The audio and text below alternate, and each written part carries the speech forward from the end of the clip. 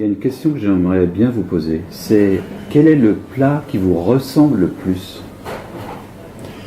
C'est certainement l'huître. Depuis que j'ai ouvert, il y a toujours une huître qui me suit. Donc ce n'est pas un plat, c'est un produit. J'espère que vous allez la goûter, l'huître et le vermouth. Donc, La France qui embrasse la tradition italienne du Nord, le vermouth. Je trouve ça intéressant. Est-ce qu'il y a un plat que vous avez fait, que les gens n'ont jamais compris, mais en fait c'est vraiment aussi vous, ça? Comme des chanteurs, parfois on font des chansons qui ne passent pas. Mais il y en a pas mal. Pensez auquel? Il y en a pas mal. Il y a eu le pigeon avec la sèche, par exemple. Ah, Et le pigeon sèche avec un bouillon de jambon. Un Français, d'ailleurs, voulait me balancer dans la tête. Et pourtant, c'était un plat qui avait une histoire, qui avait une idée. C'était un plat avec un pigeon avec les petits pois, tout simplement. Petits pois sèches, c'est typique de Rome.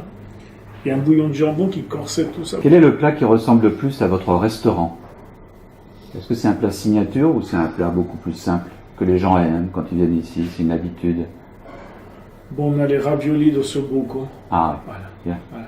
L'ossobuco, ça représente l'enfance, un goût sûr, un goût qu'on connaît. Est-ce qu'on arriverait à définir le goût de Rome? La saveur, ce serait quoi? C'est un peu amer, c'est piquant? C'est prononcé. Ce sont des goûts très prononcés, très francs, je dirais même lourds des fois. Une cuisine assez riche. Quel serait le parfum de la ville?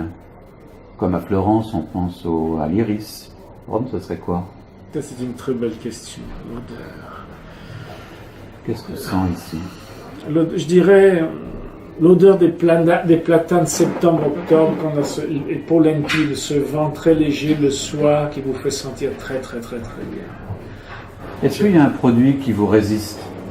C'est-à-dire que vous n'avez jamais réussi à sortir une belle recette avec? Parce que, je sais pas, ça peut être des langoustines, des asperges, ça peut être des betteraves. Je dirais des asperges. Ah oui?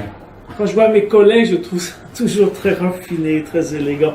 Quel est le geste que vous préférez en cuisine, qui vous ressemble? Par exemple, Guy Savoie me disait « J'adore le geste de saisir une casserole qui est accrochée au-dessus de moi et de la mettre sur la plaque. » Ben, moi aussi.